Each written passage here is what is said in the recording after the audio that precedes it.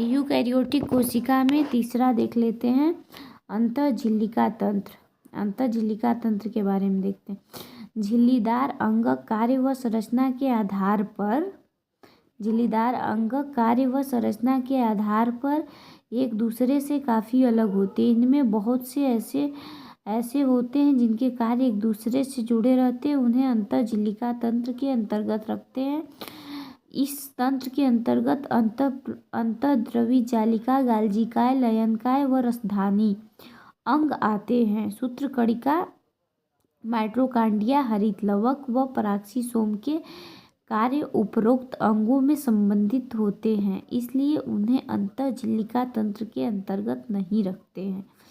अंतःझिल्लिका तंत्र में पहला पॉइंट देख लेते हैं। इसमें अंतःद्रवी जालिका, एंडोप्लाज्मिक रेटिकुलम। अंतःद्रवी जालिका, एंडोप्लाज्मिक रेटिकुलम। इलेक्ट्रॉन सूक्ष्मदर्शी से अध्ययन के पश्चात यह पता चला कि यूकैरियोटिक कोशिकाओं के कोशिका द्रव्य में चपटे आपस में जुड़े थैली युक्त छोटी नलिकावत जालिका तंत्र बिखरा रहता है, जिसे अंतःद्रवी जालिका कहते हैं। प्रायः राइबोसोम अंतःद्रवी जालिका के बाहरी सतह पर चिपके रहते हैं, जिसे अंतःद्रवी जालिका के सतह पर यह राइबोसोम मिलते हैं, उसे खुरदुरी अंतःद्रवी जालिका कहते हैं। राइबोसोम की अनुपस्थिति पर अंतःद्रवी जालिका चिकनी लगती है, अतः इसे चिकनी अंतःद्रवी जालिका कहते हैं। जो कोशिकाएं प्रोटीन संश्लेषण एवं स्रवण में सक्रिय भाग लेती है, उनमें खुरदुरी अंतःप्रद्रवी जालिका बहुतायत से मिलती है। ये काफ़ी फैली हुई तथा केंद्रक के बाह्य झिल्लिका तक फैली होती है। चिकनी अंतःद्रवी जालिका प्राणियों में लिपिड संश्लेषण के मुख्य स्थल होते हैं। लिपिड की भांति स्टेरॉयडल हार्मोन्स चिकने अंतःद्रवी जालिका में होते हैं। दूसरा देख लेते हैं गाल्जी उपकरण।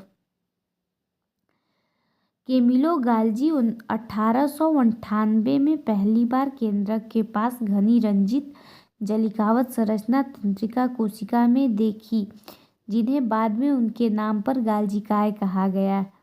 यह बहुत सारी चपटी डिस्क आकार की थैली या कुंड से मिलकर बनी होती हैं, जिनका व्यास 0.5 माइक्रोमीटर से 1.0 माइक्रोमीटर होता है।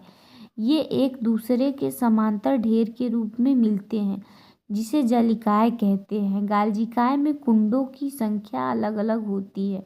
गाल्जी कुंड केंद्रक के पास संकेंद्रित व्यवस्थित होते हैं, जिनमें निर्माणकारी सतह, उन्नतोदर शीर्ष व परिपक्व सतह, उत्तरावतल ट्रांस होती हैं। अंगक शीर्ष व ट्रांस सतह पूर्णतया अलग होते हैं, लेकिन आपस में जुड़े रहते हैं।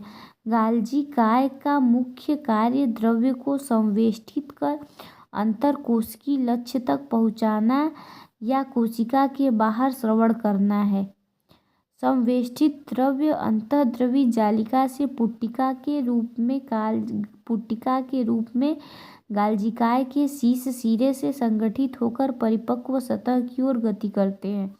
इससे स्पष्ट है कि गाल्जिकाय का अंतःद्रवी जालिका में निकटतम संबंध है। अंतःद्रवी जालिका पर उपस्थित राइबोसोम द्वारा प्रोटीन का संश्लेषण होता है, जो गाल्जिकाय के ट्रांस सिरे से निकलने के पूर्व इसके कुंड में रूपांतरित हो जाते हैं। गाल्जिकाय ग्लाइकोप्रोटीन व ग्लाइकोलिपिड निर्माण का प्रमुख स्थल है।